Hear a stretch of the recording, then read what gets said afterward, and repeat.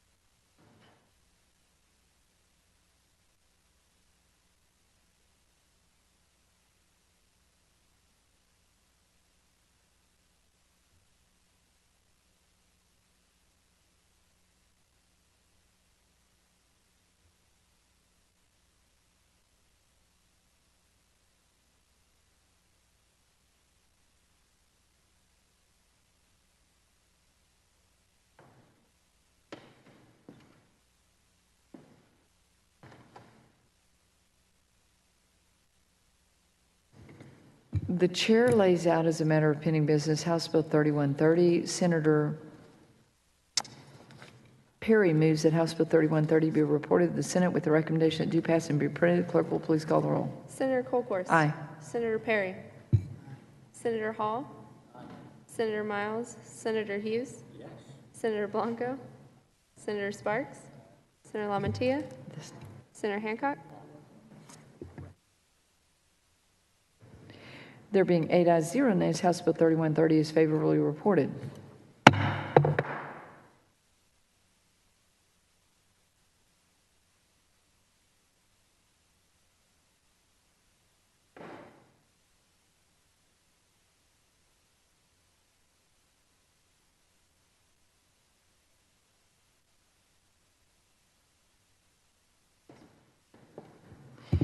The chair lays out as a matter of pending business House Bill 3144.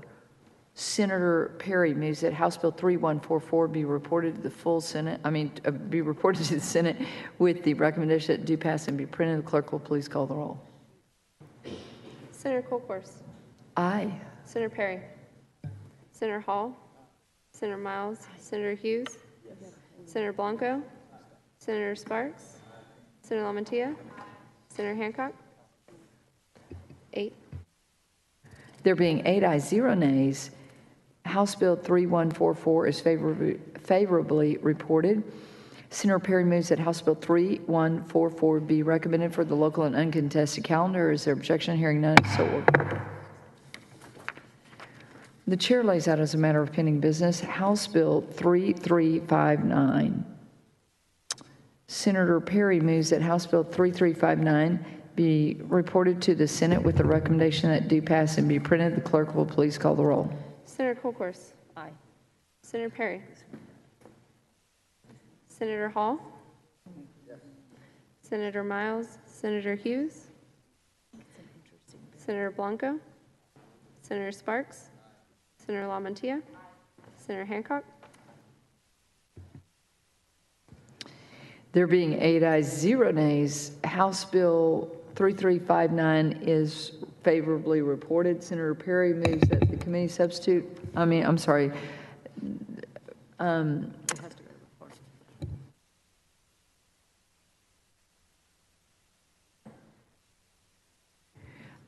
back up. Senator Perry moves that House Bill 3359 be recommended for the local and uncontested calendar. Is there objection? Hearing none, is so ordered.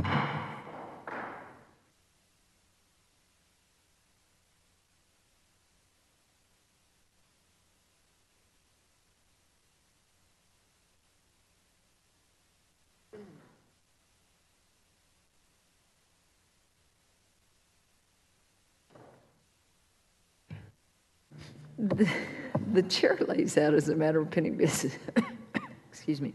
The chair lays out as a matter of pending business. Committee substitute for House Bill 3456. Senator Perry moves that the adoption of the committee substitute for House Bill 3456. Is there objection? Hearing none, the motion is adopted.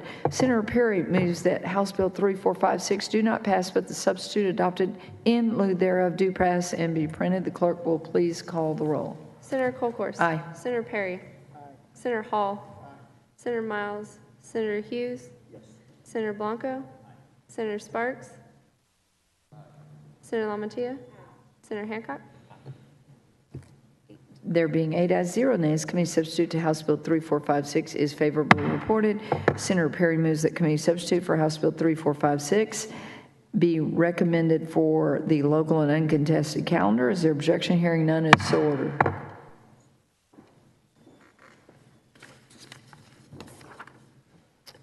The chair lays out as a matter of pending business House Bill 3808. Senator Perry moves that House Bill 3808 be reported to the Senate with the recommendation it do pass and be printed. The clerk will please call the roll. Senator Colcourse. Aye. Senator Perry. Senator Hall. Senator Miles. Senator Hughes. Senator Blanco. Senator Sparks. Senator LaMantia. Senator Hancock. There being 8 ayes, 0 nays, House Bill 3808 is favorably reported.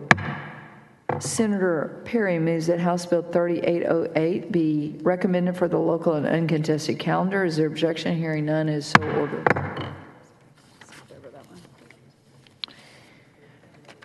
The chair lays out as a matter of pending business committee substitute for House Bill 3550. Senator Perry moves Senator LaMantia moves the adoption. Senator LaMantia moves the adoption of committee substitute for House Bill 3550. Is there objection? The chair hearing none, the motion is adopted. Senator LaMantia moves that House Bill 3550 do not pass, but the substitute adopted in lieu thereof do pass and be printed. The clerk will please call the roll. Senator Colcourse. Aye.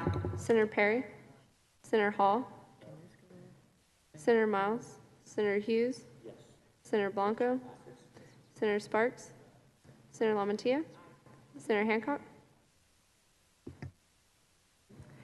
There being 7 ayes, 1 nay, committee substitute to House Bill 3550 is favorably reported.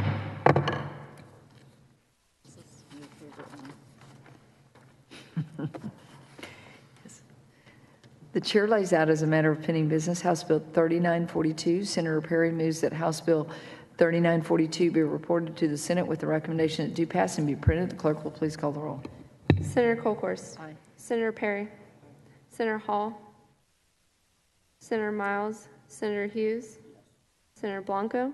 Senator Sparks. Senator LaMantia. 3942.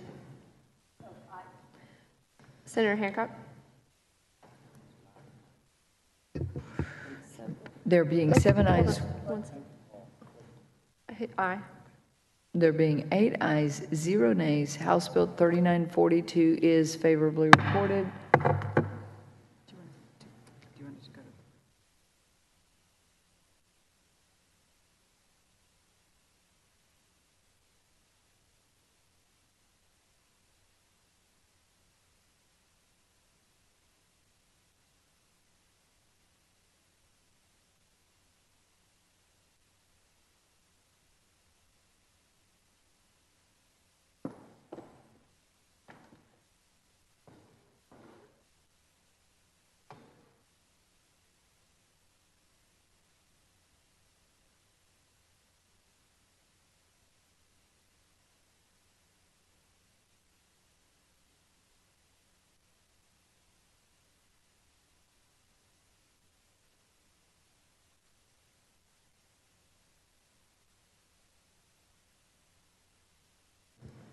Members, we'll send that to the full floor.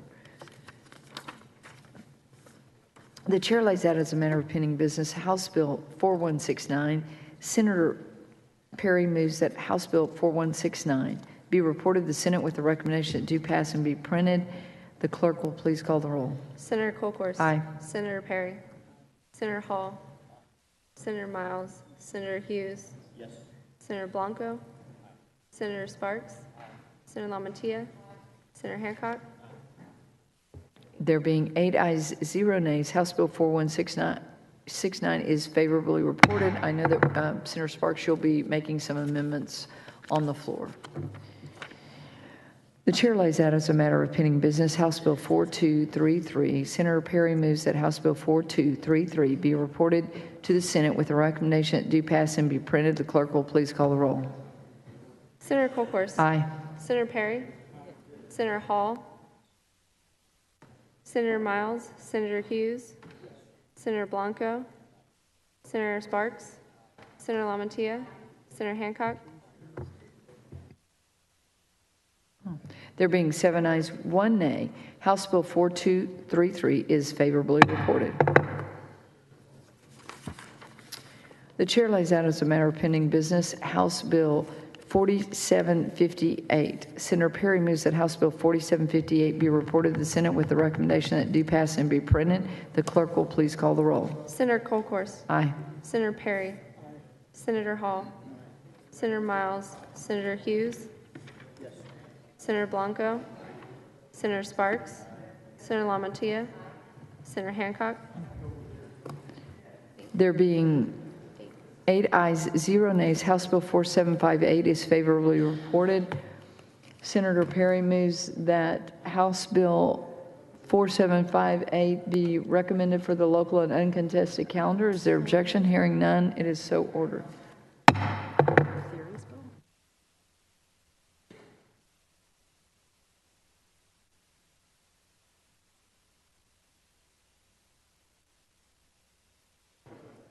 Members, I'm going to back up on the local and uncontested motion.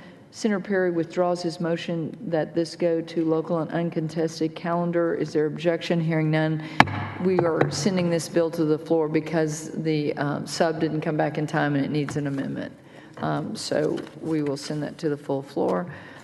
The chair lays out as a matter of pending business House Bill 617. Senator Perry moves that House Bill 617 be reported to the Senate with a recommendation that do pass and be printed. The clerk will please call the roll. Senator Colcourse. Aye. Senator Perry. Senator Hall. Senator Miles. Senator Hughes. Senator Blanco. Senator Sparks. Senator LaMantia. Senator Hancock. There being 8 ayes, 0 nays, House Bill 617 is favorably reported. Members, it does have a fiscal note. We're going to send that to the floor. Is there objection? Hearing none, is so ordered. The chair lays out as a matter of pending business House Bill 1357. Senator Perry moves that House Bill 1357 be reported to the Senate with a recommendation that do pass and be printed. The clerk will please call the roll. Senator Colcourse. Aye. Senator Perry. Senator Hall. Senator Miles. Senator Hughes. Senator Blanco. Senator Sparks. Senator LaMantia. Senator Hancock. There being 8 ayes, 0 nays, House Bill 1357 is favorably reported. Senator Perry moves that House Bill 1357 be recommended for the local and uncontested calendar. Is there objection? Hearing none, is so ordered.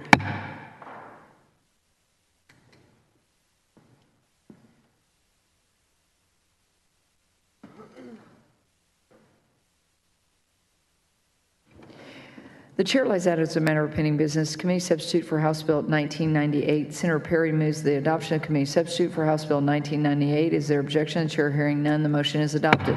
Senator Perry moves that House Bill 1998 do not pass, but the substitute adopted in lieu thereof do pass and be printed. The clerk will please call the roll. Senator Colcourse. Aye. Senator Perry. Senator Hall. Senator Miles. Senator Hughes.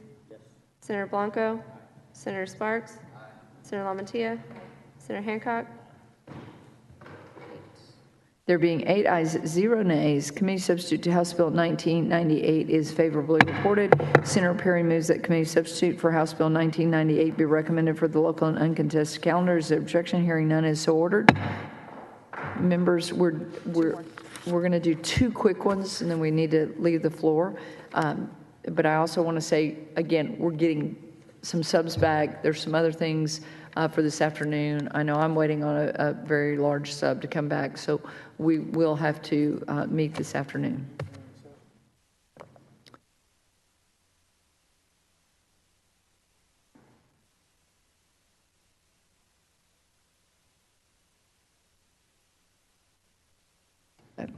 The chair lays out as a matter of pending business committee substitute to House Bill 2414.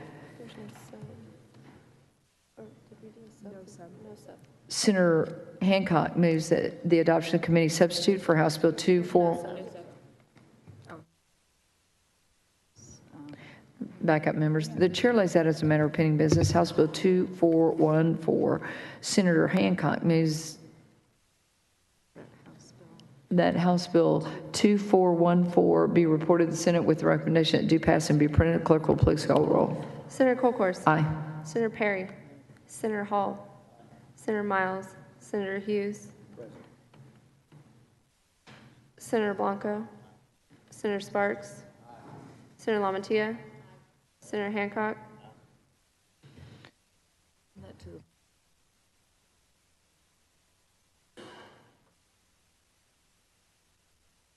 There being 7 ayes, 0 nays, 1 present not voting, House Bill 2414 is favorably reported.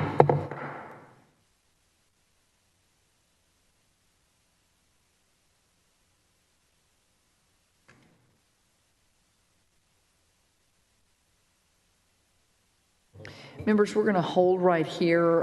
Again, it's after the time by which we need to be off this floor, so thank you for your time and attention today. Is there any other business to come before the Health and Human Services Committee? With no other business to come before the committee, Senator Perry moves that the committee stands in recess. Subject to call the chair. Is there objection? With no objection, is forward.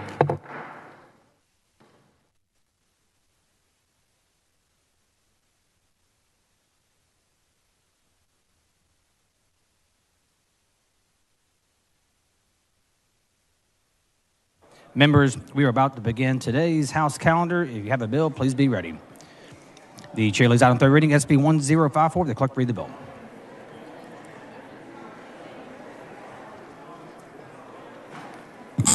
SB 1045 by Huffman, relating to the creation of the 15th Court of Appeals with jurisdiction over certain civil cases, the compensation of the justices of that court, and the jurisdiction of the Court of Appeals in the state, authorizing fees. The chair recognizes Mr. Byrd to explain the bill. Mr. Speaker, members, this bill creates the 15th Court of Appeals, and I do have a third reading perfecting amendment. The following amendment, the clerk read the amendment.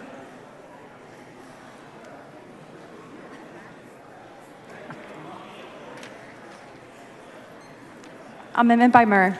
The chair recognizes Mr. Murr to explain the amendment. Members, this amendment requires the justices to wear wigs. Excuse me. Unfortunately, there was a drafting error that actually increased the number of justices, so this simply clarifies that it's a Chief Justice and 4 justices, and it is acceptable to the author. Move adoption. Mr. Murr says the amendment is acceptable to the author's objection to the amendment. Chair Hughes, the amendment is adopted. Following amendment, the clerk read the amendment.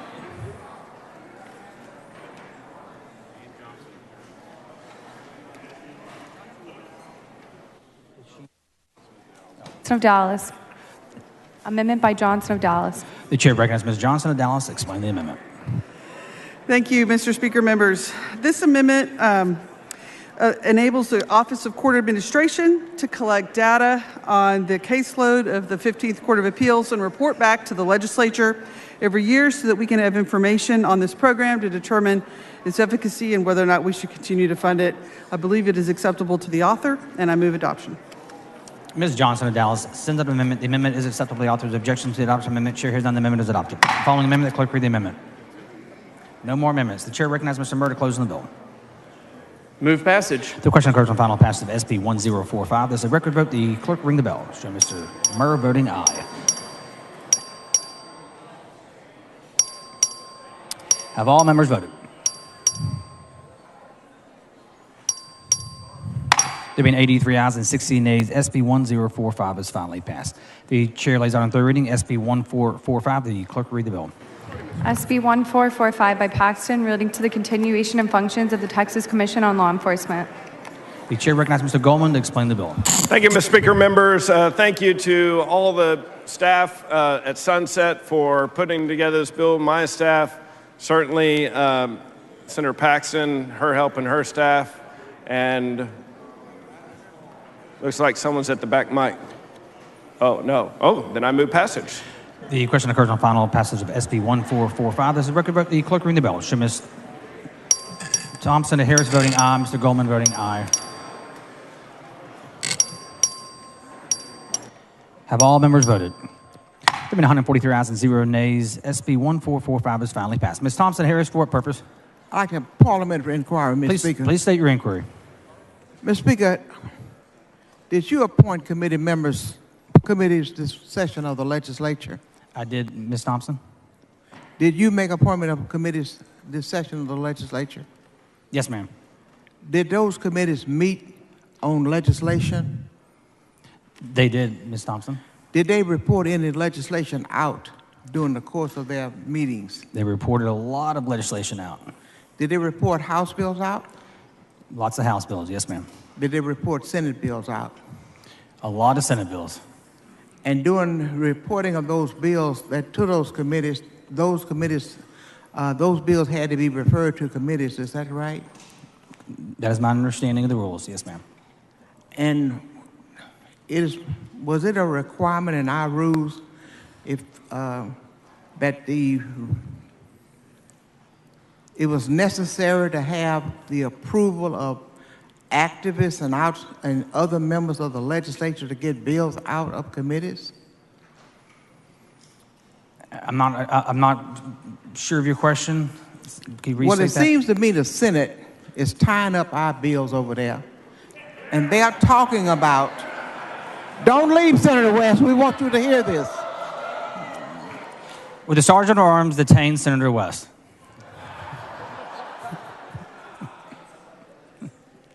Mr. Speaker, are you aware that the bills of this body had worked on all the session?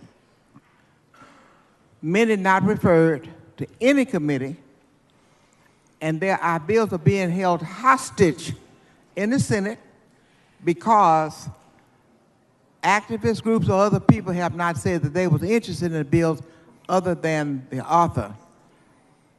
And we represent, I believe, each member in this body, about 200,000 people each. Are you aware that our legislation is being held hostage in the Senate? The chair is not advised on hostages in the Senate, but I'll be willing to work with you on your legislation and see if we can't get those to the finish line, Ms. Thompson. But please start your inquiry. Parliamentary inquiry. Please state your inquiry. Are you aware that the House is tired of being run over by the Senate? We're tired.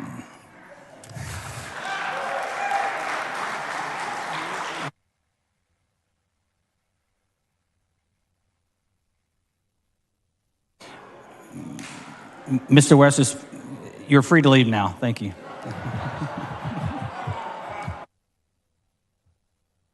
Mr. Kane, for what purpose? Parliamentary inquiry. Please state your inquiry. Is it possible to have just the last two words of Ms. Sinfronia Thompson's dialogue with you reduced to writing? Just the last two words only. I'll reduce them to writing right here and hand them to you. Thanks, sir. Thanks, sir. The chair lays on third reading SB 2040. The clerk will read the bill.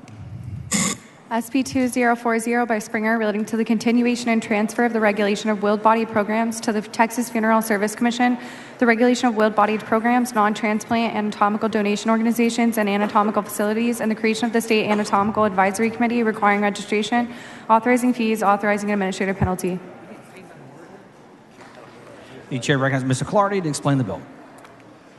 Thank you, Mr. Speaker. Members, this is the Texas State Anatomical Board Sunset Bill. There is a third reading amendment. The following amendment, the clerk will read the amendment. Amendment by Clardy. The chair recognizes Mr. Clardy to explain the amendment.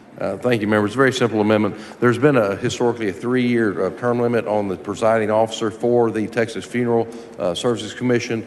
That's being changed where a member can serve at the pleasure of the governor during that 6-year term as the presiding officer. It's acceptable to the author, and I move passage. Mr. Clardy sends that amendment. The amendment is acceptable to the author's objection to the adoption amendment. The chair hears none. The amendment is adopted. The chair recognizes Mr. Clardy to close on the bill. Thank you, Mr. Speaker. Members, I move passage. The question occurs on final passage of SB 2040. This is a record vote. The clerk will ring the bell. So Mr. Clardy voting aye. Mr. Holland voting aye.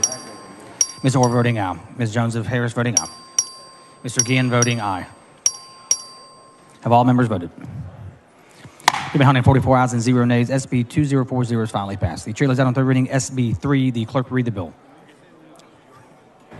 SB 3 by Betancourt relating to an increase in the amount of the exemption of residents' homesteads from ad valorem taxation by a school district and adjustment in the amount of the limitation on the school district ad valorem taxes imposed on the residents' homesteads of the elderly or disabled to reflect increases in the exemption amount and the prosecution of school districts against the resulting loss in local revenue. The chair recognizes Mr. Meyer to explain the bill. Thank you, Mr. Speaker. Members, SB 3 is the Property Tax Relief Act, is the House plan that provides for $21.6 billion in immediate and permanent property tax relief and improves the predictability of the property tax system. Thank you, Mr. Speaker. Members, I move passage. The question occurs on final passage of SB 3. This is a record vote. The clerk will ring the bell. Show the speaker voting aye. Mr. Meyer voting aye. Have all members voted? All members voted. There have been 147 ayes and 0 nays. SB 3 is finally passed. Congratulations.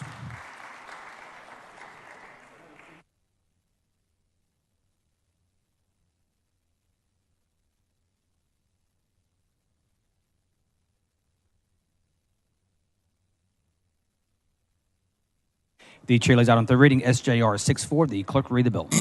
SJR 6-4 by West, proposing a constitutional amendment authorizing a local option exemption from ad valorem taxation by a county or municipality of all or part of the appraised value of real property used to operate a child care facility. The chair recognizes Mr. Tallarico to explain the resolution. Thank you, Mr. Speaker. Members, many of you know the little engine that could. This is the little bill that could. I know I've come before you a few times. I appreciate this body passing the enabling legislation on Tuesday. This is the SJR that accompanies that enabling legislation. This is allowing counties and cities to provide some property tax relief to certain child care centers. This is completely permissive, and it is not every child care center. It's only those that sign up for our state's quality improvement program, moving us from babysitting to early childhood education. This can make a huge impact for kids across our state. Mr. Speaker, I move passage. The question occurs on adoption of the resolution. This record vote required by the Constitution. The clerk will ring the bell. Show Ms. Tallarico voting aye. Mr. Meyer voting aye. Ms. Button voting aye. Have all members voted? There have been 114 ayes and 31 nays. The resolution is adopted. The chair lays out on third reading SB 2601. The clerk will read the bill. SB 2601 by Hinojosa relating to payment of costs related to the relocation of certain utility facilities for state highway projects. The chair recognizes Mr. Morales of Maverick to explain the bill. Thank you, Mr. Speaker. This is a bill relating to payment of costs related to the relocation of certain utility facilities for state highway projects. Move passage. The question occurs on final passage of SB 2601. There's a record vote. The clerk will ring the bell. Show Mr. Morales of Maverick voting aye. Show Mr. Kane voting aye. Have all members voted? 143 ayes and 0 nays. SB 2601 is finally passed. The chair lays out on third reading SB 1677. The clerk will read the bill. SB 1677 by Perry relating to the establishment or expansion of behavioral health centers or jail diversion centers in certain local mental health authority service areas. The chair recognizes Mr. Price to explain the bill. Thank you, Mr. Speaker. Members, Senate Bill 1677 was Senator Perry's bill, adding flexibility to the grant programs we established back in 2017 for local collaborations, community mental health grants, and jail diversion. I move passage. The question occurs on final passage of SB 1677. This is a record vote. The clerk will ring the bell.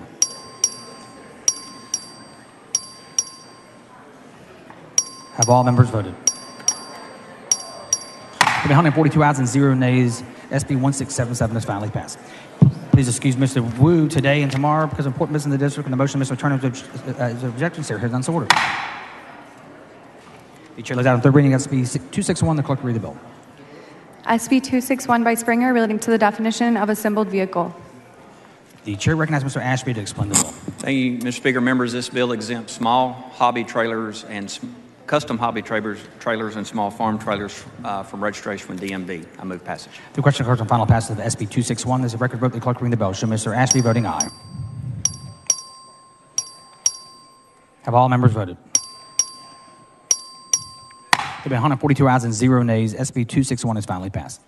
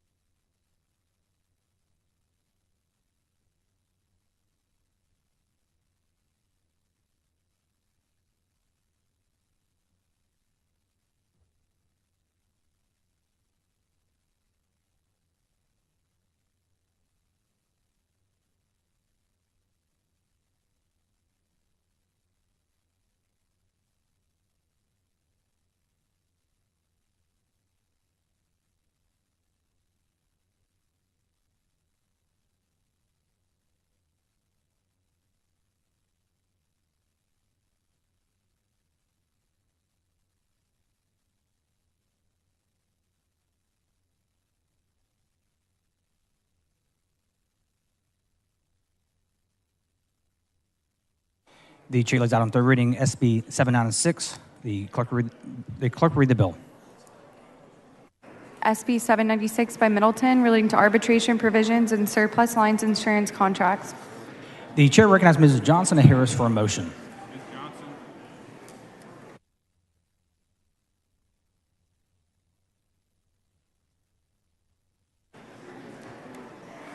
Mr. Speaker, I move to postpone further consideration of Senate Bill 796 until the end of today's calendar. Members heard the motion of objection. Chair hears none, so ordered. The chair lays out on third reading SB 247. The clerk read the bill. SB 247 by Alvarado relating to specialty license plates issued for honorary consuls. The chair recognizes Ms. Perez to explain the bill.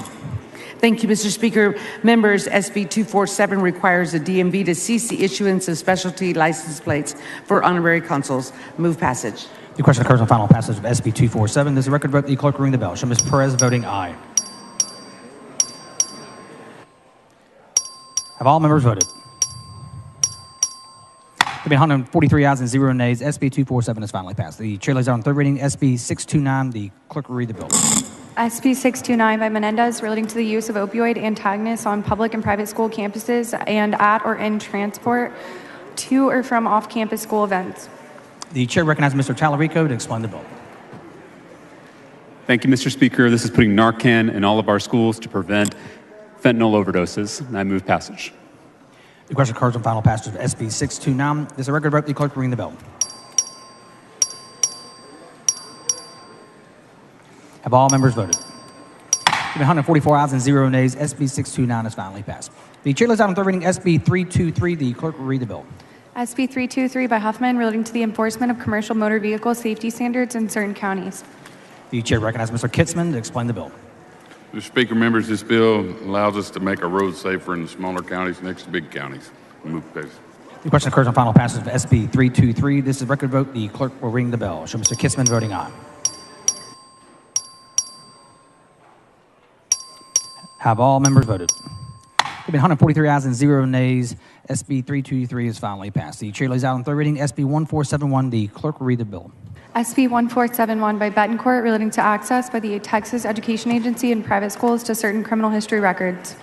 The chair recognizes Mr. Noble to explain the bill. Ms. Noble. Thank you, Mr. Speaker. This bill will grant criminal and background checks for our Texas private schools. I move passage. The question occurs on final passage of SB 1471. This record vote. The clerk will ring the bell. Show Ms. Noble voting aye. Have all members voted? There have been 142 ayes and 0 nays. SB 1471 is finally passed. The chair lays out on second reading SB 375. The clerk will read the bill. SB 375 by Huffman relating to the composition of districts for the election of members of the Texas Senate. The chair recognizes Mr. Darby to explain the bill. Thank you, Mr. Speaker. Members, Senate Bill 375 ratifies and adopts Senate Bill 4 of the 87th Legislature, third call special session in 2021, or Plan S2168 in the Texas Legislature's redistricting system as the districts used to elect members of the Texas Senate. As mentioned previously, the sole purpose of this bill is to certify that the legislature has fulfilled its duty under Article 3, Section 28 of the Texas Constitution by ratifying the current map so that the Legislative Redistricting Board is not required to meet and substitute its judgment for that of this body. Move passage.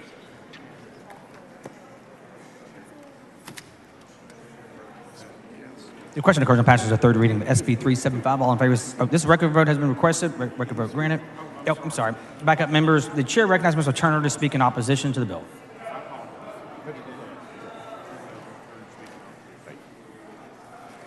Thank you, Mr. Speaker. Members, I just want to take a couple minutes of your time before we vote on this bill. Members, much like the House redistricting map a few weeks ago, this bill, Senate Bill 375, is deeply flawed.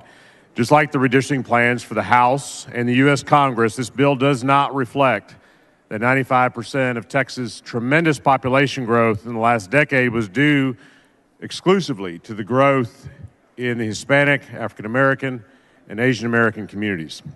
Not only does this bill not reflect those undeniable demographic trends, it actually takes us in the opposite direction by intentionally discriminating against Texans of color in Tarrant County that I represent by undermining those communities' voting strength. This bill, as we discussed 2 years ago, this bill cracks Black and Latino voters into multiple Senate districts in Tarrant County instead of keeping those populations largely unified within Senate District 10, a district where those voters previously had the ability to elect the candidate of their choice to the Senate. While litigation on this map is still ongoing, the three-judge federal court that is reviewing this redistricting plan and the other maps said this just last May, quote, "The redrawing of SD 10 results not just in an incremental diminishment of minority voting strength, but also in the loss of a seat where minorities were able to elect candidates they preferred," unquote. They continued, "There was strong evidence of, quote, a discriminatory effect, strengthening an inference of discriminatory intent." Finally, the court pointed to the legislature's 2011 attempt to dismantle this very same Senate District 10, an attempt that was eventually invalidated by the federal courts at that time as, quote, evidence that weights in favor of an inference of discriminatory intent. Members, the facts clearly tell you that this map is intentionally discriminatory against Black and Latino voters in Tarrant County. There is no world in which you can look at this map and say it was drawn blind to race. We have the opportunity today, members, to do the right thing. We do not have to repeat the legislature's mistakes from 2011 and from 2021. We can reject this map and start over. That is the right thing to do, and I ask that you join me in voting no on this bill today. Mr. Martinez, District 4. Mr. Speaker, will the gentleman yield for questions? The gentleman yield for questions. Yes, I'd be happy. Gentleman yields. Thank you, Mr. Speaker. Thank you, Chair Turner.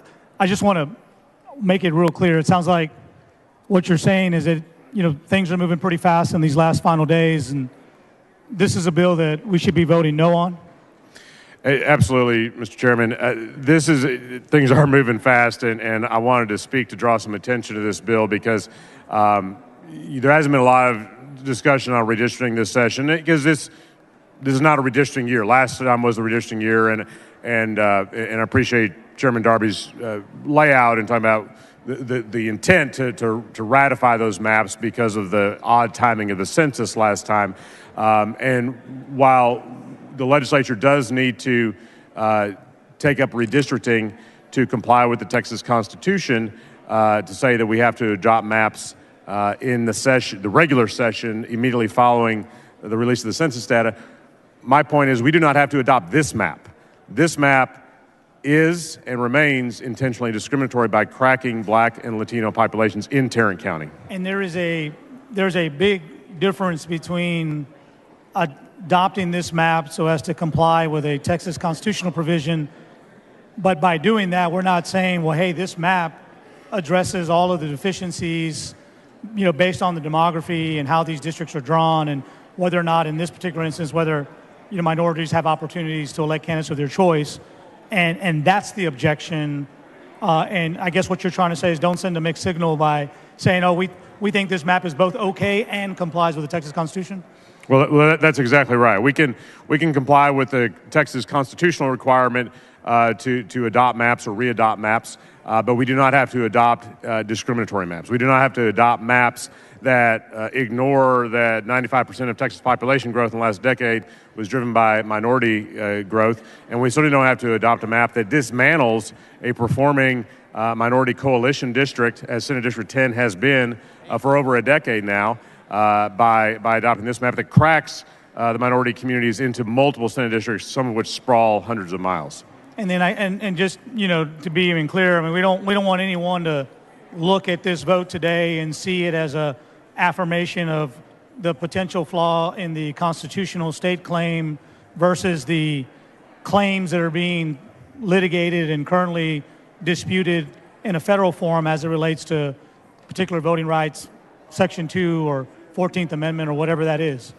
Well, that's right. There are multiple pending claims in federal court. There's a three-judge panel based in El Paso that will hold a trial on these maps. I don't know the timing of that yet. I don't know that the timing has been announced, but for the House, the Senate, and the congressional maps, all those maps are being contested by a variety of plaintiff groups. under the 14th Amendment to the United States Constitution, as well as the Voting Rights Act of 1965. And this rendition of the map doesn't even touch on those issues. It's just a sort of rubber stamp of a previously adopted map that's the subject of the federal controversy, right? Well, that's exactly right. This is if this passed, this is a rubber stamp of a map that the legislature passed in 2021 that is and remains intentionally discriminatory, at the very least as it relates to Senate District 10 in Tarrant County. Thank you. I ask you vote no on this bill. The chair recognizes Mr. Raymond to speak in opposition to the bill. Thank you, Mr. Speaker. Members, I rise in opposition to this, and I hope that every single member will vote against this bill. I love Drew Darby over here, but I know that he's simply carrying a bill that the Senate had asked him to carry and rubber stamping it, and I get that. That's okay. That's just the way it works. However, everyone knows that the overwhelming majority of the increase over in the last census, the increase in population in this state are Hispanics. The overwhelming majority. And that is most evident in Houston. There are more Hispanics in Houston than South Texas, where I come from. And most evident in DFW. There are more Hispanics in DFW than in South Texas, where I come from. And yet we do not create even one, not even one, opportunity district for Hispanic in the state Senate, in Houston, Dallas, or anywhere in this state. I've had several of my Republican colleagues, don't worry, I'm not going to name you, several of you come up to me and say, we can't believe that this is happening. Not even one opportunity district for Hispanic in the state Senate. So members, I ask and I know that every one of you want to vote no on this, and I ask that you vote no. Thank you.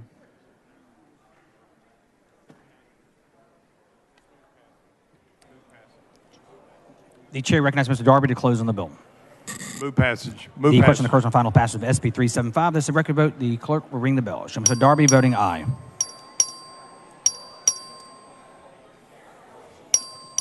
Have all members voted? All members voted. There being 82 ayes and 61 nays, SB 375 is finally passed. The chair goes out on second reading, SB 12. The clerk will read the bill. SB 12 by Hughes, relating to restricting certain sexually oriented performances on public property on the premises of a commercial enterprise or in the presence of a child, authorizing a civil penalty, creating a criminal offense. The chair recognizes Mr. Shaheen to explain the bill. Thank you, Mr. Speaker. Members, Senate Bill 12 will protect Texas children from sexual-oriented performances. All of us can agree that children should never be exposed to sexually explicit conduct. However, there is a growing trend to do just that. What?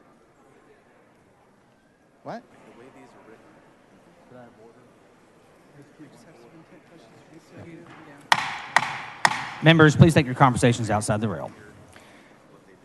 There's a growing trend to expose children to more and more sexual content, including live sexual-oriented performances. This is happening in public venues across Texas and across the nation. These types of performances were once reserved for sexual-oriented businesses, and now they're occurring in restaurants and other public venues where little children are present. One restaurant hosted a performance which featured a male performer imitating sex acts, lifting his skirt in front of a little girl, while making vulgar comments and lip-syncing, making references to anatomy and sex acts. Members, this happened in my district. Another incident involved a burlesque performance where an exotic female dancer encouraged a little girl to touch her inappropriately below the waist and stuff money in her G-string. So Senate Bill 12 will help put an end to the sexualization of children in the state of Texas. The bill does three things. One, the bill prohibits sexually oriented performances on the premise of a commercial enterprise in the presence of a child. Two, the bill empowers municipalities and counties to regulate these sexually oriented performances, and these local governments are prohibited from having a sexually oriented performance on public property or in the presence of a child. Three, individuals who engage in sexual conduct that appeals to the prurient interest in sex or has an excessive interest in sex in front of a child can be charged with a Class A misdemeanor. The legislation includes specific obscene acts we are hoping to prohibit in front of a little child to avoid vaguely worded legislation while allowing for the application of community standards. The engrossed version of SB 12 from the Senate included in the definition of sexually oriented performances an unnecessary reference to drag shows, which has been found to be unconstitutional in another state.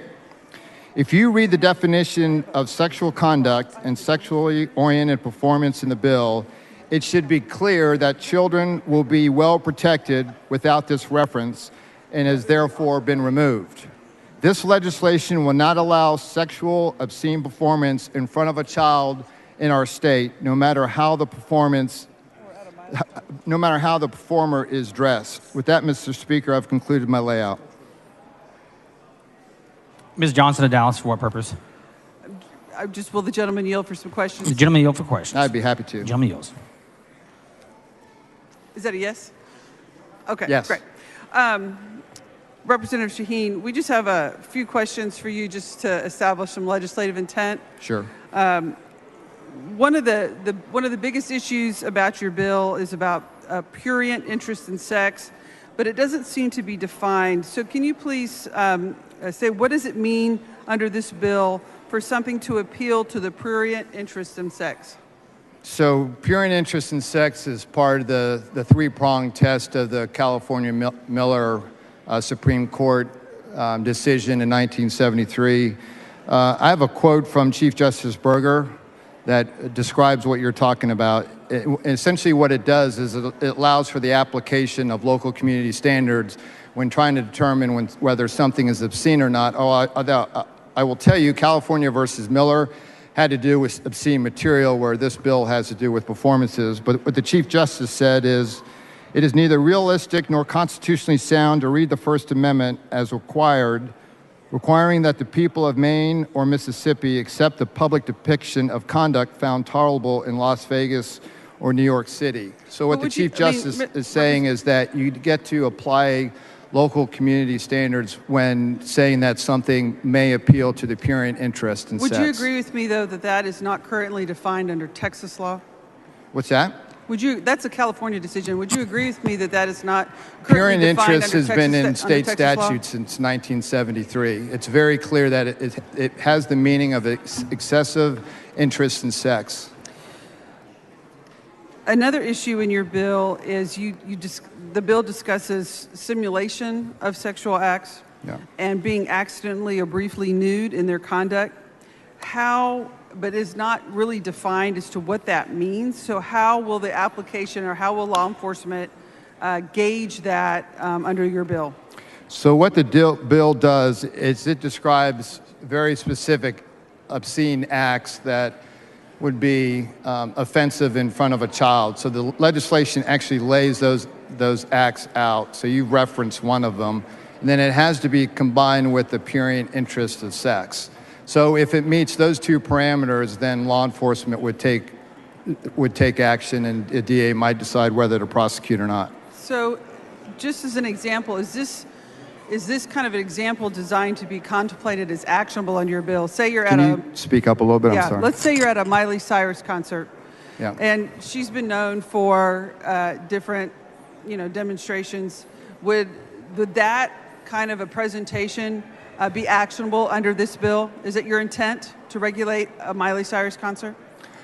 My intent is to protect children from being exposed to explicit sexual content. So if any performer does any of the 4 items listed in the statute where we define sexual conduct, and it also is a prurient interest in sex, I do not want a child to witness that. So theoretically then, at a concert like a Miley Cyrus concert or a Lady Gaga concert or a Taylor Swift concert, whatever, theoretically, if sex, kind of motions are simulated at that time, or if they have a scantily clad performer, under your bill, that would be actionable. Is that correct? Is that your intent? if my intent is to protect children from being exposed to sexual conduct. So if anybody, if they're on stage, if they're in a bar, anywhere, if they do any of the 4 items that are articulated in the bill and it appeals to the purity interests of sex, then yes. Thank you. Yes, ma'am. Mr. Moody, for what purpose? Will the gentleman yield for a couple questions? The gentleman yield for questions. I'd be happy to. Gentleman yields. Thank you, Mr. Shaheen. I appreciate you answering a few questions. Sure. I know under current criminal statutes, we've got the crimes of indecent exposure and public lewdness. So with those in statute, what is the necessity, or why do we need to criminalize sexual performance or sexual acts? Why are they not currently covered under the statutes that we have today? So Chapter 43 is where public indecency is addressed in our penal code. And if you look at the penal code in all of Chapter 43, it doesn't deal with sexual performances in front of a child. So for example, Section 43.24 deals with the sale, distribution, or display of harmful material to a minor, but it does not speak to sexually oriented performances in front of a child. And even though sexual performance is defined, or performance rather, is defined in the penal code, the only application that performance is applied to is Section 43.25, but it has to do with the sexual performance by a child. So somebody actually forces a child to perform in a sexual manner. So the whole conduct, sexual performance in front of a child is absent in the penal code. But with under public lewdness or indecent exposure, isn't some of the conduct that you intend to capture under the terms of Senate Bill 12 already captured in a criminal statute? So public lewdness is, I think, 43.2, don't hold me to that, but the public lewdness statutes in Texas have to do with actually performing or having sexual relations in public. So it doesn't have to do with these types of sexual performances. Okay. So in terms of how things are regulated around sexually oriented businesses, would your bill interfere with state and local officials in their enforcement authority and their enforcement power over sexually oriented businesses today? No. So sexually oriented business is a different section of code in the Business and Commerce. This has to do with the penal code. Gentleman's time's expired. Mr. Speaker, I move passage.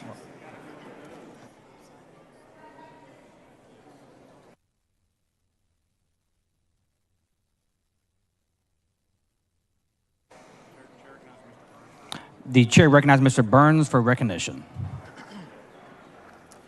Thank you, Mr. Speaker and members. Today, I am pleased to welcome to the House the Smith Middle School Band.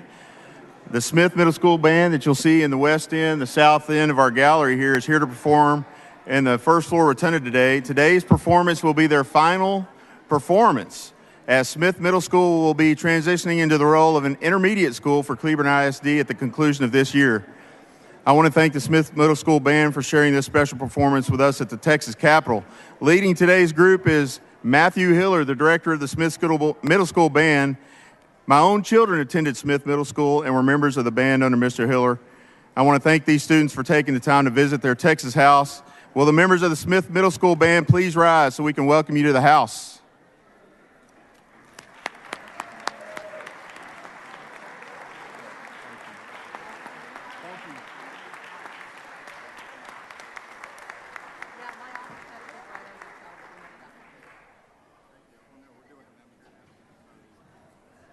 Chair announces the signing of the following in the presence of the House.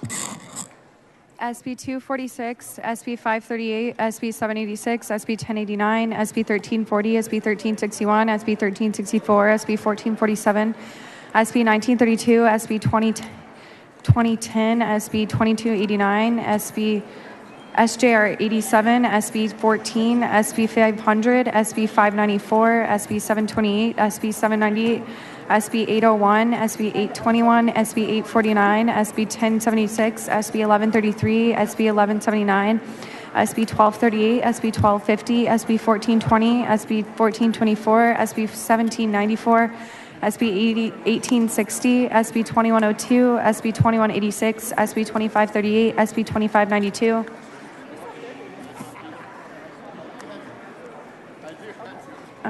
HB 1391, HB 1393, HB 1423, HB 1472, HB 1488, HB 1547, HB 1587, HB 1615, HB 1633, HB 1666, HB 1689, HB 1819, HB 1826, HB 1901, HB 1912, HB 1925, HB 1957, HB 1964, HB 1971, HB 2007, HB 2012, HB 2016, HB 2024, HB 2070, HB 2083, HB 2195, HB 2196, HB 2217, HB 2230, HB 2248, HB 2251, HB 2271, HB 2384, HB 2388, HB 2453, HB 2459, HB 2468, HB 2489, HB 2497, HB 2518, HB 2545, HB 2568, HB 2629,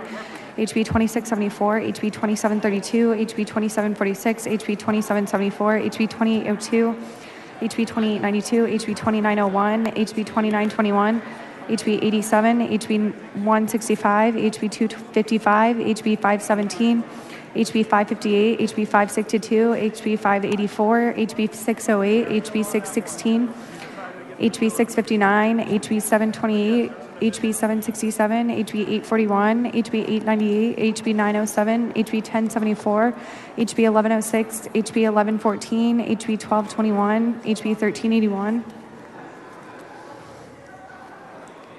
HB 3013, HB 3075, HB 3125, HB 3222, HB 3273, HB 3497, HB 3514, HB 3574, HB 3582, HB 3647, HB 3673, HB 3698, HB 3803, HB 3813, HB 3989, HB 3993, HB 4005, HB 4073, HB 4101, HB 4166, HB 4210, HB 4331, HB 4332, HB 4381, HB 4559, HB 4615, HB 4700, HB 4797, HB 5232, HB 5260, HB 5325, HB 5326, HB 5329, HB 5347, HB 5350, HB 5355, HB 5362, HB 5366, HB 5399.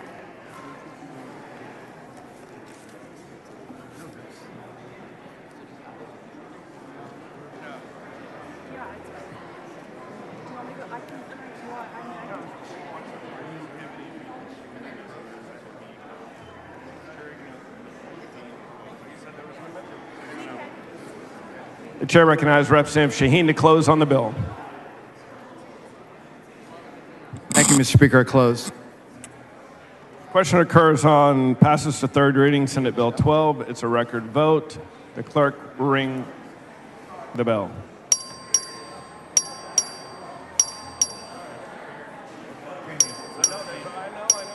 Show Representative Hunter voting aye.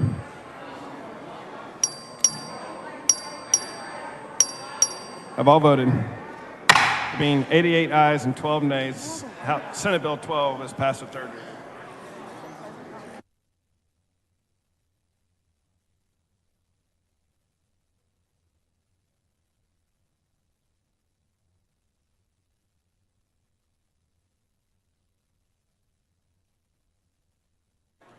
Chair recognizes Representative Frank for a motion. Mr. Speaker, I move to suspend House Rule 8, Section 5D, to designate as joint sponsors and co-sponsors for Senate Bill 24 all of the joint authors and co-authors for House Bill 4049 who sign up to HB 4049 before SB 24 passes the House on third reading or is adopted by the House. Members, you heard the motion. Is there objection? Chair is none. The motion is adopted. Chair lays out on second reading Senate Bill 24. The clerk will read the bill. SB 24 by Colcourse relating to the powers and duties of the Health and Human Services Commission and the transfer to the Commission of certain powers and duties from the Department of Family and Protective Services. Chair recognizes Representative Frank to explain the bill.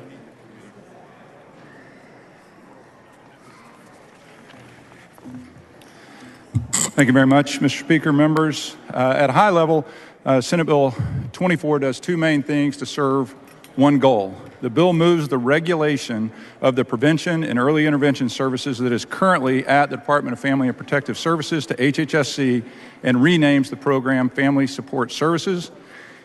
Secondly, it codifies in statute the A2A program that currently exists only in budget riders and renames it Thriving Texas Families to reflect the updated mission of the program.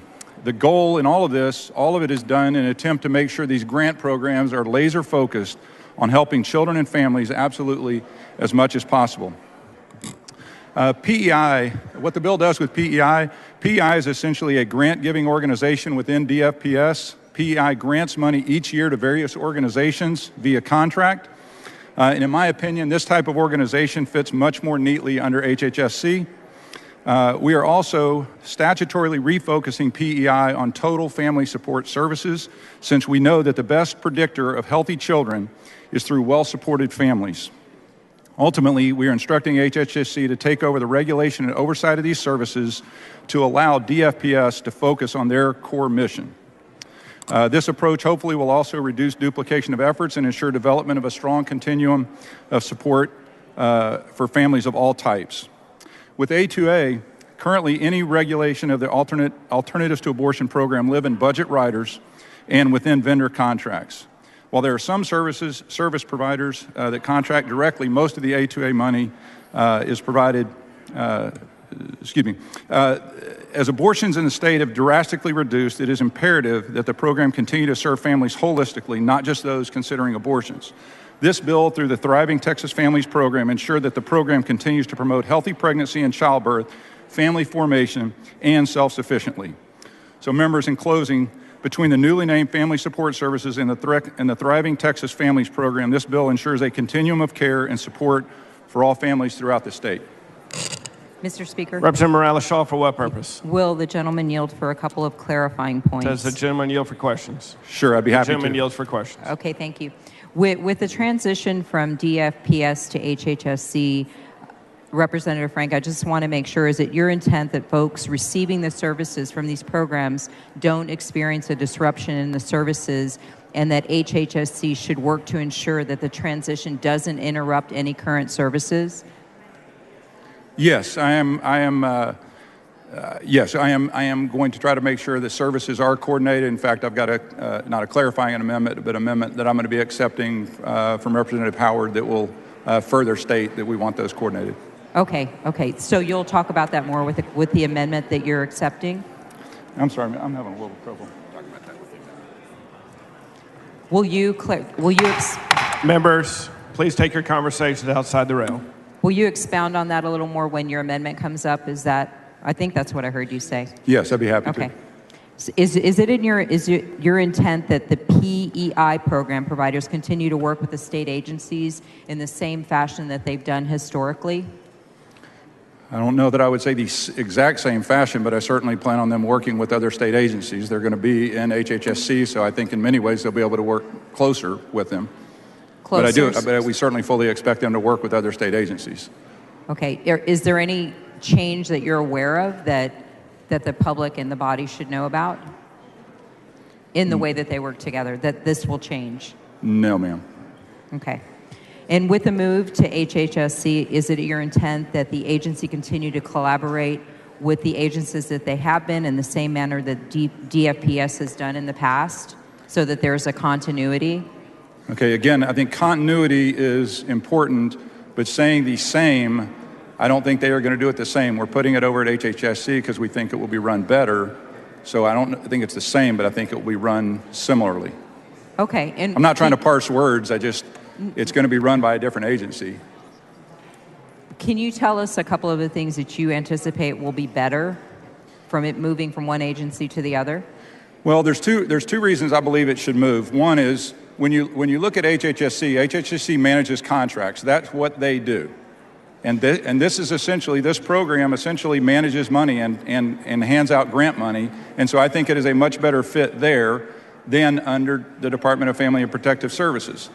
As far as the Department of Family and Protective Services, as many of y'all know, I think DFPS is doing a much better job, but there is a long way to go before I consider them great in what they are doing. We want them focusing on their core mission. And so I just think it is a better place to house this program so that DFPS can focus on their core mission, which is taking care of children. Because DFPS actually is a direct provider of services. HHSC really handles contracts, and this grant program is essentially a contract. I just believe it's a better place for it. Got it. Okay. So it sounds like it's mostly about efficiency and better use of state resources. I believe that's correct. Okay. Thank you. Thank you. Mr. I move to have the exchange between Representative myself reduced to writing and placed in the journal. Members, you heard the motion. Is there objection? Chair is none. Motion is adopted. Ms. Howard.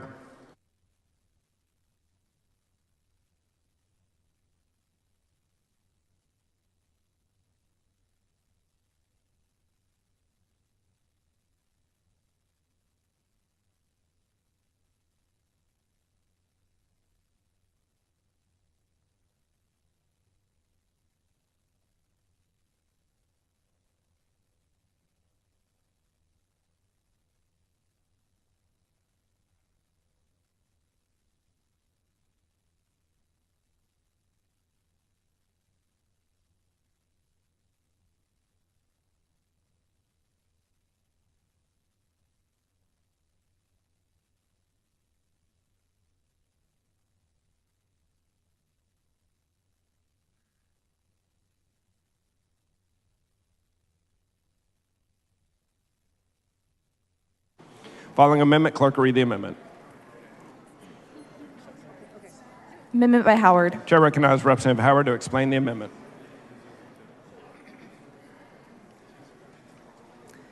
Thank you, Mr. Speaker. Members, this is just an amendment to ensure that there will be minimum disruption of services to families and require, in terms of the transition that's going to be occurring as it moves from one agency to the next, it's acceptable to the author, and I move adoption. Representative Howard sends up an amendment. It is acceptable to the author. Is there any objection? Chair is none. The amendment is adopted.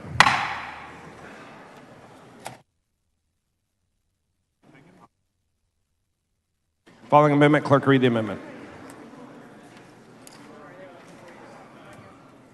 Amendment by Holland. Chair recognizes Representative Holland to explain the amendment. Thank you, Mr. Speaker. This amendment seeks to ensure the transfer of programs contained in SB 24 does not conflict with the upcoming sunset review of HHSC during the 26-27 biennium.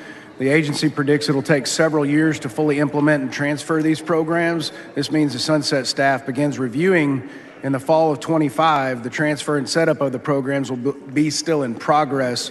Having sunset staff review a program that's not been fully implemented is both inefficient use of the staff and unfair to the agency. Move adoption. Representative Holland offers an amendment. It is acceptable to the authors. Any objection to the adoption of the amendment? Chair hears none. The amendment is adopted. Following amendment, clerk read the amendment. Amendment by Flores. Chair recognizes Representative Flores to explain her amendment. Thank you, Mr. Speaker, members. While privacy worries about location data and health apps have been in the primary focus of confidentiality reforms around sensitive personal data, the troves of personal information that pregnancy centers collect and store pose an immediate privacy risk.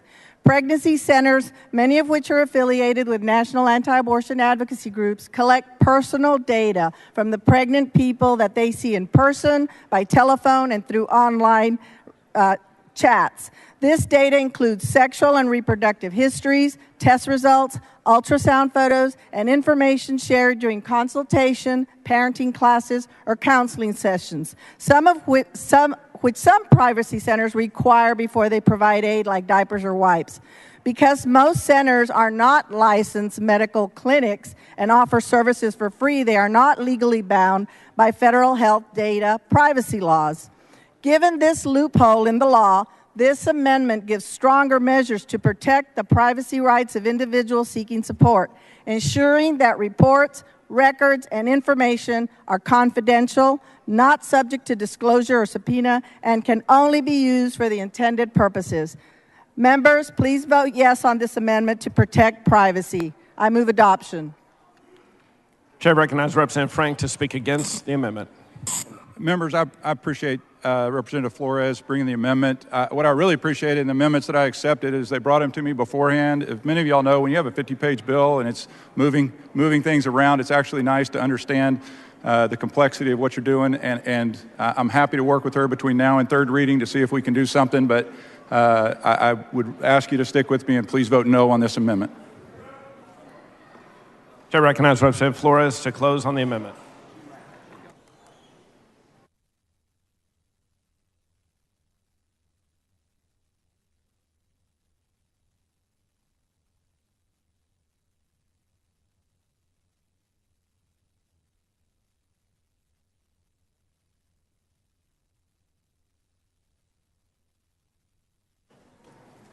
Sorry, members. Thank you, but I really do believe that this is a critical privacy issue and that we need to be protective of those women who are going to seek guidance from these centers and making sure that the information that they give out and they divulge is not shared. And I move passage. Thank you. Representative Flores sends up an amendment. It is not acceptable to the author. It's a division vote. Show Representative Frank voting nay, Representative Cook voting nay, Representative Flores voting aye. Strike the board. The amendment fails to be adopted. Chair recognizes Representative Frank to close. I move passage. Thank Question you, occurs on passage of third reading, Senate Bill 24. All those in favor say aye. All those opposed say nay. The ayes have it. Senate Bill 24 is passed to third reading.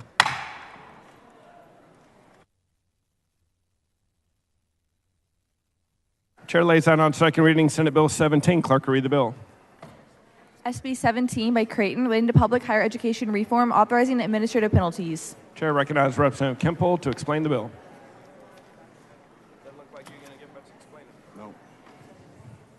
Thank you, Mr. Speaker. Mr. Speaker. Mr. Jones, for what purpose? I raise a point of order against further consideration of Senate Bill 17 under Rule 4, Section 32C1 on the grounds that the bill analysis is materially misleading. Bring your point of order down front, Mr. Jones.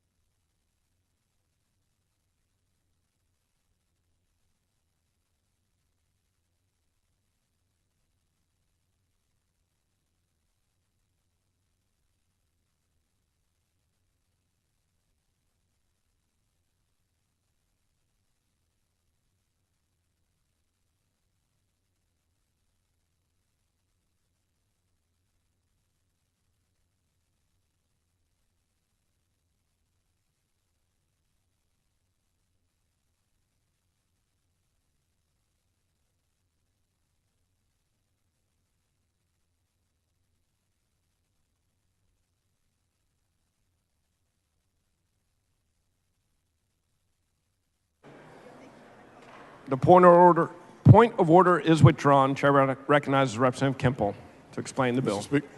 Representative Johnson, for what purpose? Mr. Speaker, I raise a point of order against further consideration of Senate Bill 17 under Rule 4, Section 32C5, that the bill analysis is material. Bring a point order down front, Mr. Johnson.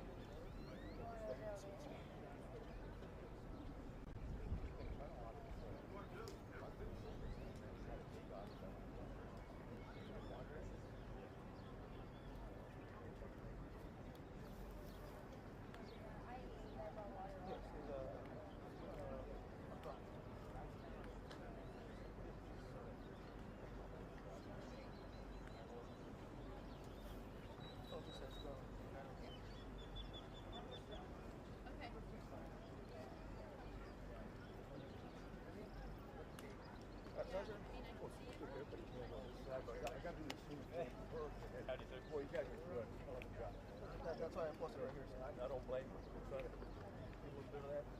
Gotta make sure that the format.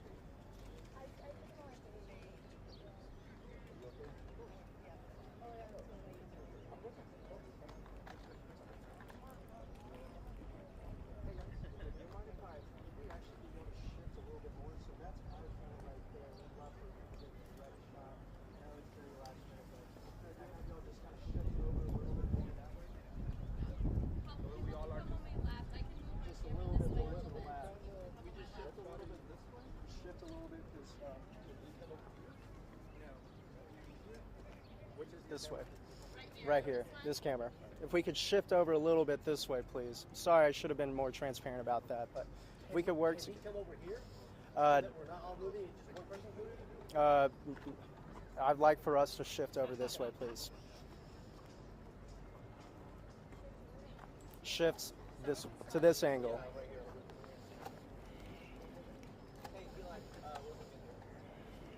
Like, I don't know whose microphones these are, but if we could shift these this direction, please.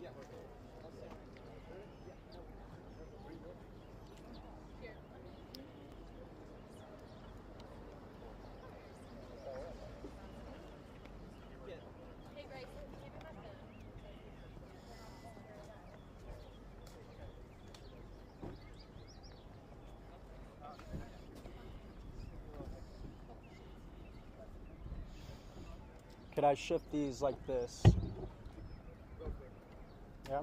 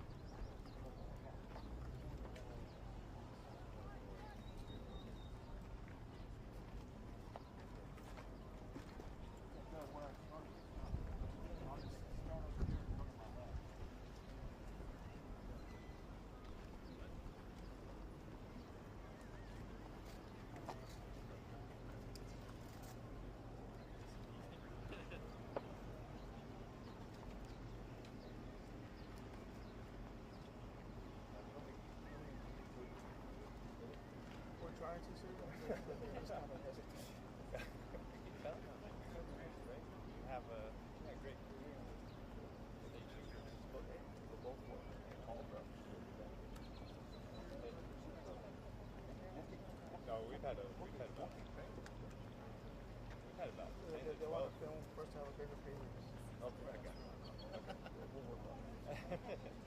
it gets any bigger, then I'm gonna go over there too.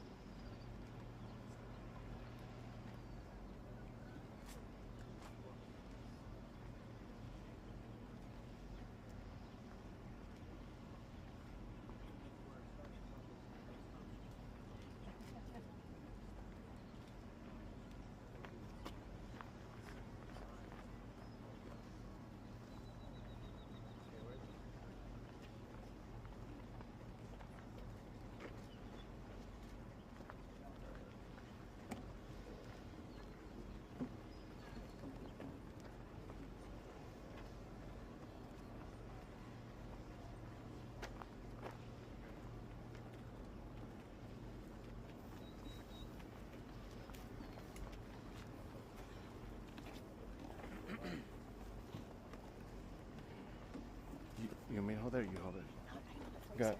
Oh, come on.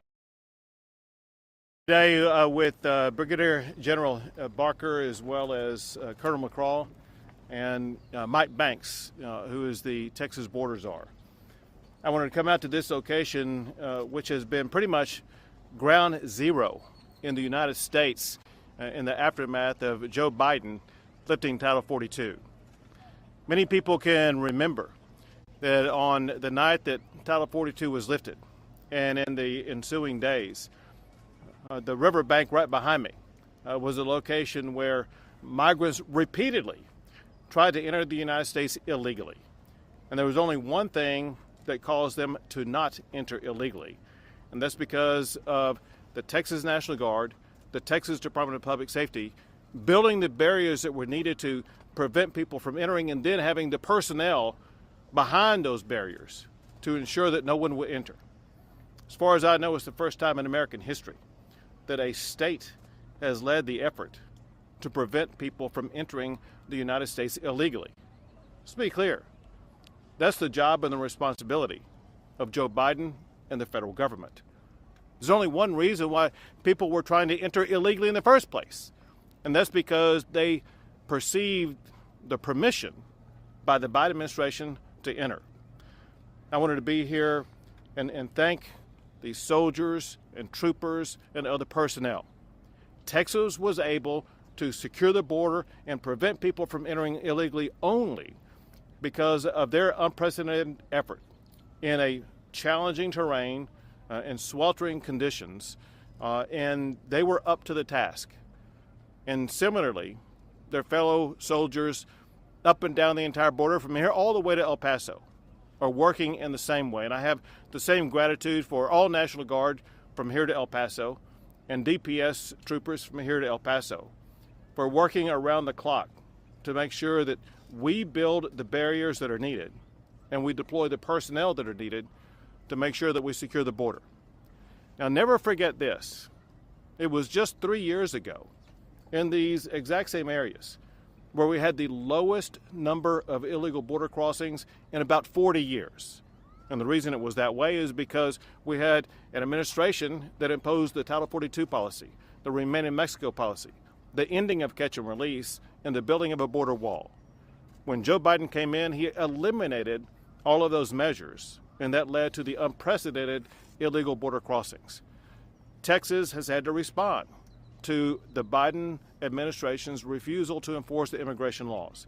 We've deployed more National Guard, thousands of National Guard, than ever before in the history of the state. More than 1,000 Texas Department of Public Safety troopers they have turned back tens of thousands of people who are trying to cross the border illegally. Together, just Texas law enforcement alone have seized enough deadly fentanyl to kill every man, woman, and child in the entire United States of America, and to relieve congestion and crowded conditions in communities ranging from Brownsville to Eagle Pass to Del Rio, all the way to El Paso. We are busing people who the Biden administration has allowed into those communities to sanctuary cities across the United States. And in addition to this concertina wire border wall that you see, Texas is also the only state in the history of America to build our own border wall, an effort that we will continue. One thing that we've seen, and that is, it's not just Texas that's a border state. Because of what the Biden administration has done, every state in America is a border state. Joe Biden allows these people to cross the border illegally, and then they are transported by the Biden administration to other cities and states across the country. Governors of those other states recognize that they are not going to be able to deal with the chaos caused by Joe Biden in their own states. And that's one reason why I made the request for other states to join in this effort. Other states who witnessed what Texas was doing to repel people from entering illegally decided they want to be a part of this process also.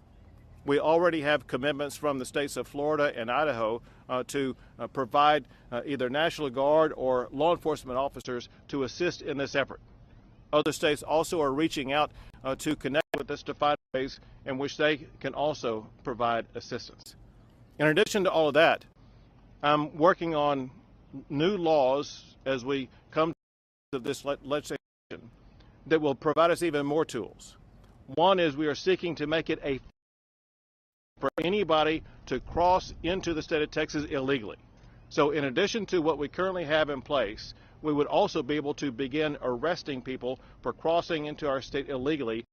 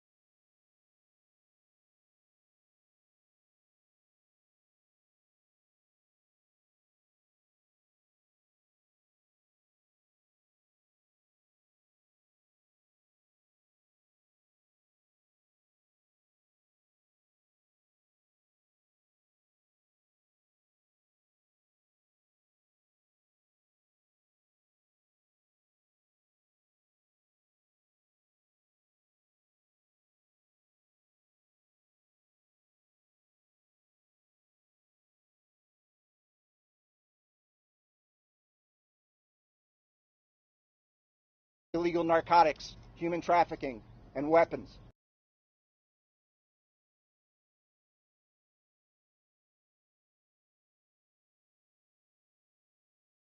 Border. I also want to say we will continue to support DPS and our municipal law. We look forward to the contribution of our Florida National Guard soldiers who will be joining Joint Task Force Lone Star within 72 hours. I also wanted to express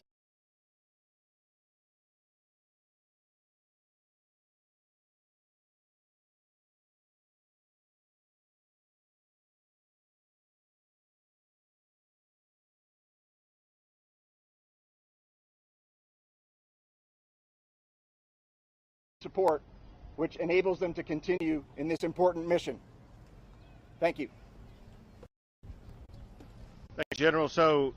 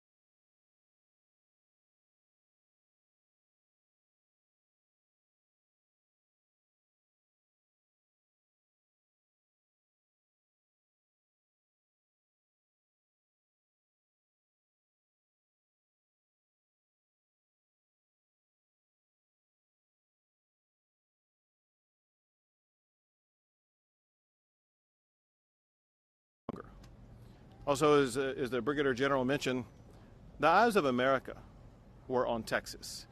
Texas needed to step up and do what it needed to do.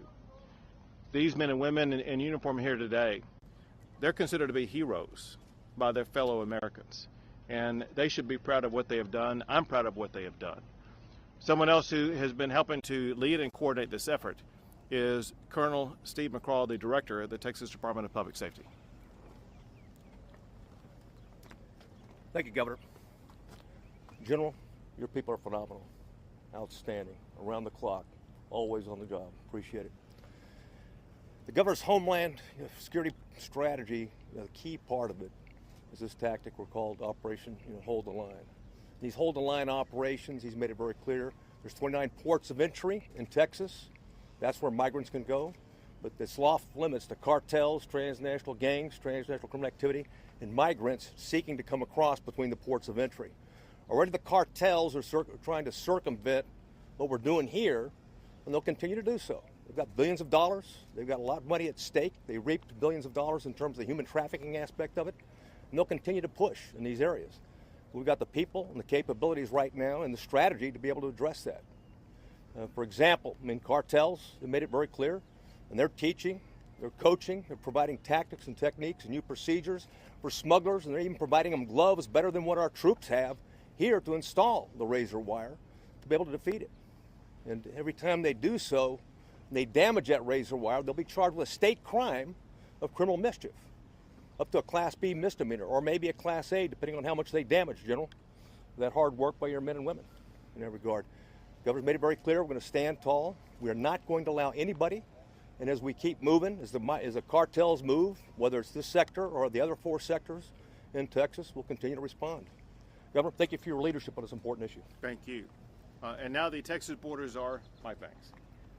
Thank you, Governor. It's an honor to be here today with you as we show gratitude to the men and women of Texas DPS and the Texas Guard.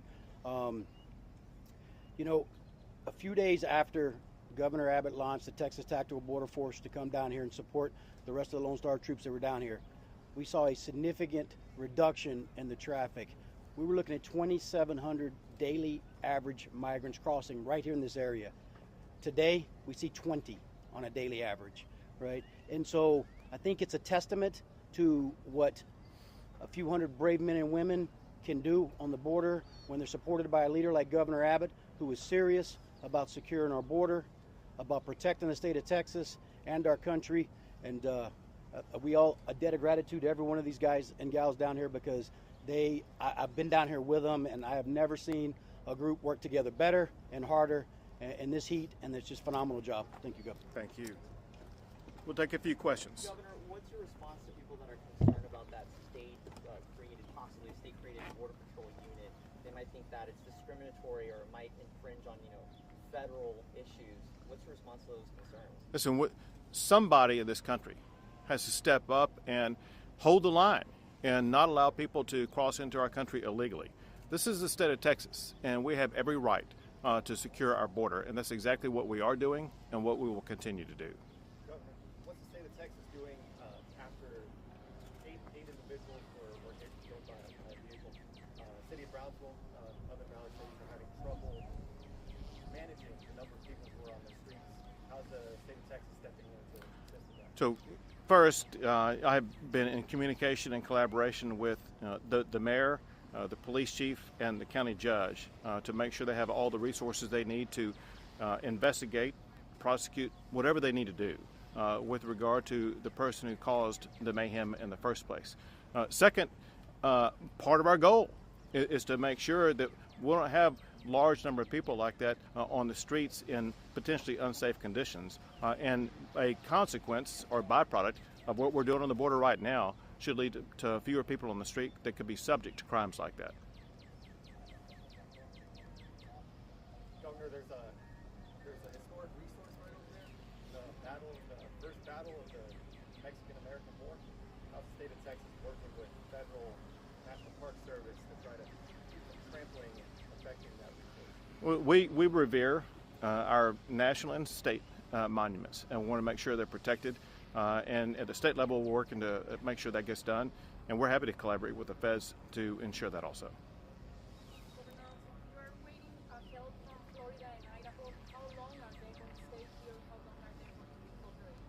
So we expect additional troops to come in from both Florida and Idaho in the coming days, and they will be here for at a minimum several weeks, potentially longer than that.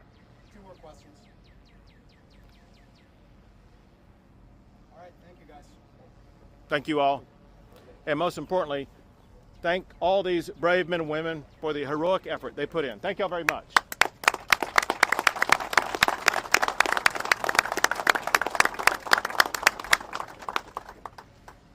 Mike, thank you, man.